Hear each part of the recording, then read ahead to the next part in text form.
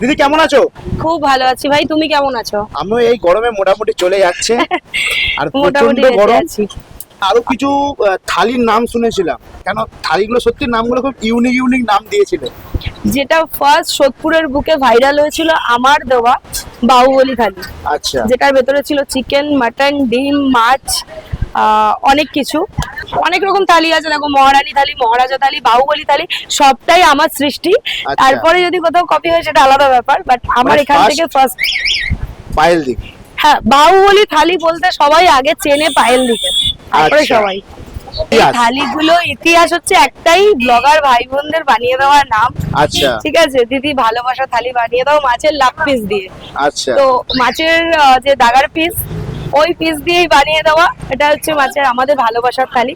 আর দেখো, আমার তরফ থেকে ভাই বোনদের জন্য অলওয়েজ ভালোবাসা আছে, আর আমার প্রত্যেকটা রান্নাতেই আমার ভালোবাসাটা ভরপুর দেওয়া আছে। আচ্ছা ঠিক আছে, কোনো মশলা বা কিছু আমি দিই আর না দিই, আমার ভালোবাসা সম্পূর্ণ আছে, আর আমার সারাদিনের পরিশ্রম এই রান্নার ভিতরে লুকিয়ে আছে। টেস্ট তো অবশ্যই হবে। চুমুধারিও আমার এক ভাইয়েরই আবিষ্কার করা নাম। আচ্ছা তোমরা যেমন যেমন নাম দাও আমি সেটাকেই গ্রহণ করি, সেভাবেই মার্কেটে চলে, আর সবাই ভালোবাসা দেয়। বাহ,